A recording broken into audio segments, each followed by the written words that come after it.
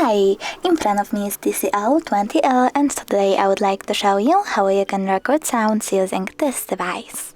First of all, go into menu and find an app called Sound Recorder, then click on it. Now select Allow and tap on this purple mic to start your recording. You can pause it and unpause it by clicking on the same one.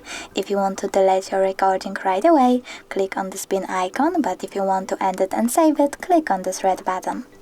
Now enter name of your recording and tap on Save. Then click on the three lines at the top right corner to access list of all your recordings. As you can see, mine was successfully created. If you wish to delete it, you need to hold it and tap on the spin icon over here. Then select Delete. Thanks so much for watching. If you enjoyed this video, don't forget to leave a like, comment and subscribe. Bye!